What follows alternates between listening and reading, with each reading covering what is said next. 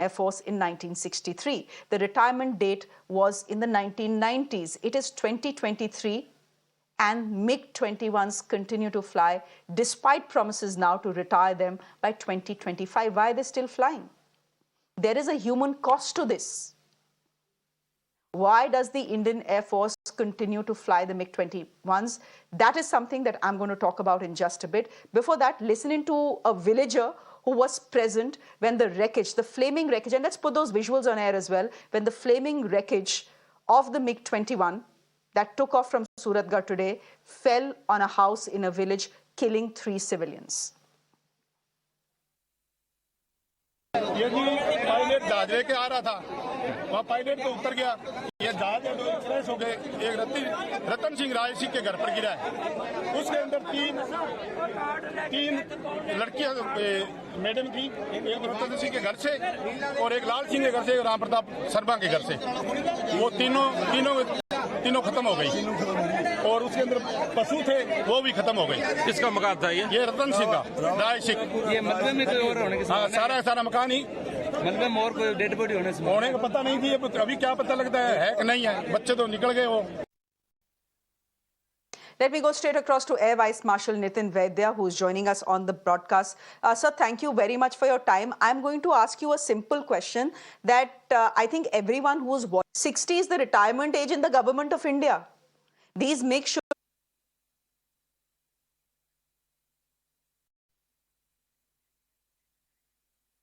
Okay, we will try and go across to Nitin Vaidya in just a bit, but let me tell you, let me quickly, as we put those graphics out, let me just quickly give you some numbers that will put the story in perspective for you.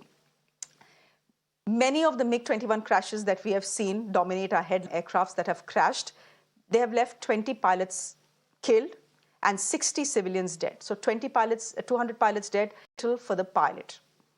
To add to this, reports suggest that the MiG-21s had to retire and be phased out by the mid-1990s. Think of the pilot, please think of the family. Slow. We know that Tejas was meant to be the replacement for the MiG-21s, but that is long delayed. And now the promise is that the MiG-21s that were to retire in the 1990s will be phased out by 2025. The phase out, which means the retirement, will be complete by 2025. At least that is what the government is claiming. Question is, how many more lives will have to be lost before we finally lay the MiG-21 to rest? That is a question that today needs to be asked. Let me try and go across to Nitin Vaidya, Air Marshal Nitin. But let's shift our focus to the other story that we want to bring to your focus. How often have we in the United States of America, either in a school or a college or a nightclub? This time, it was a shopping mall in Texas. 8 people are dead, among them a young Indian woman, an engineer just 27 years old, a project manager at a private firm in Dallas. Now, Aishwarya Reddy was from Hyderabad. She had moved to the US a few years ago. She was to get married this December. Last weekend, she was out at the mall with her friends, just like so many of us do on our weekends. Like so many other young Indians, she too perhaps dreamt of building a better career and a life in the US. After all of us see it as the land of opportunities. But the US is also the land of mass shootings. In many American schools, they teach young children how to stay safe during a mass shooting. Contrast that with Japanese schools. They teach children how to stay safe during an earthquake that are quite common in the country. Here in India, what are our children taught? They are trained to crack exams. But in the US, that is the land of opportunities, children are being trained to save themselves from. Just this year, there have been 200 mass shootings in the US. Hold your breath, there is more. 14,700. Just to be clear, this data comes from the Gun Violence Archives, a website that tracks shootings in the US. It defines a mass shooting excluding a gunman. Yet it is the gun-related tragedy in San Jacinto when a shooter killed 5 victims, including an 8-year-old child. These friends and neighbors back home, there's shock, there's disbelief. बहुत అమెరికాలో marriage చేసేటువంటి ప్రపోజల్లో sir ఉన్నాడు. ఇది ఇంతలోనే ఈ విషాద సంఘటన జరిగింది. దీన్ని ఇమ్మీడియట్గా ఇండియన్ గవర్నమెంట్ అమెరికా గవర్నమెంట్ తోటి కోఆర్డినేట్ చేసుకుంటూ గన్ కల్చర్ను పూర్తిగా అమెరికాలో నిషేధించాలని చెప్పి ఈ సందర్భంగా తీవ్రంగా డిమాండ్ చేస్తాం. ఈ గన్ కల్చర్ అనేది ఒక ఫ్యాషన్ అయిపోయింది.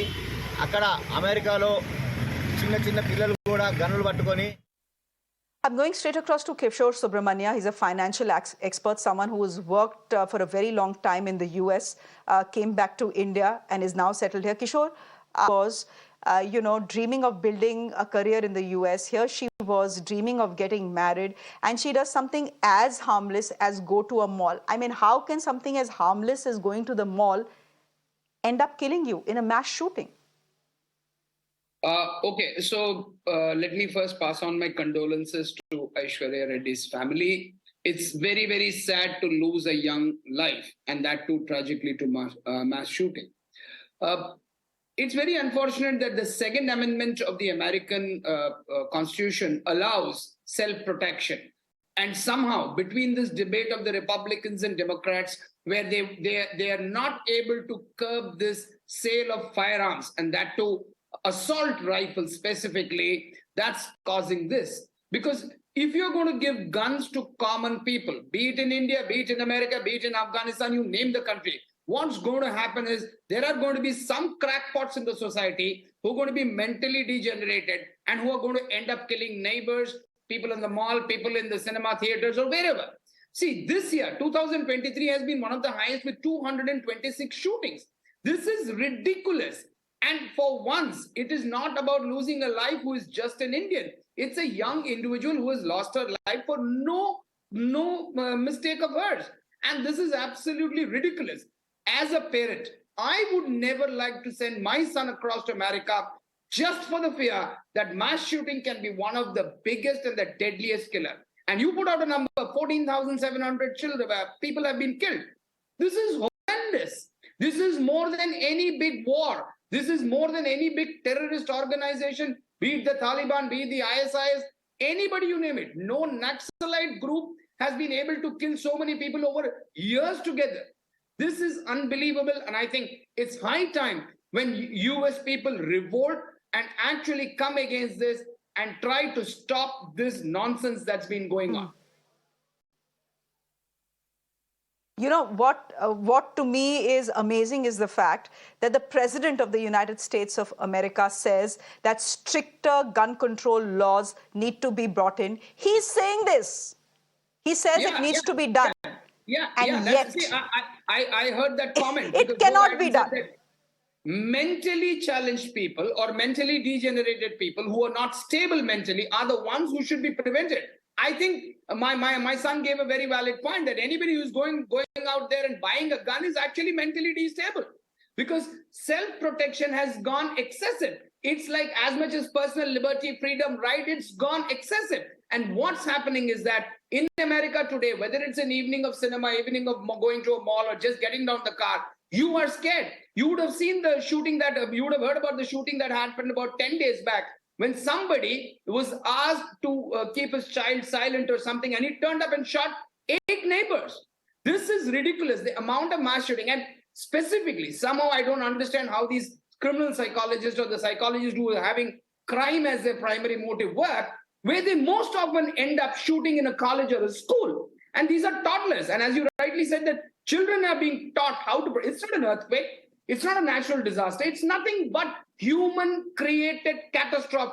And I think it's time when Americans sue the government for this, because you cannot get back those precious lives. And as Indians, I really worry about our children, where they jump into the land of opportunity, the land which offers the most economic growth. But I think it's time when India is doing well, it's time to probably come back, because this is not an isolated 1 or 2 incidents where we can say, okay, it happens, every country has terrorists, every country has mad people, criminals.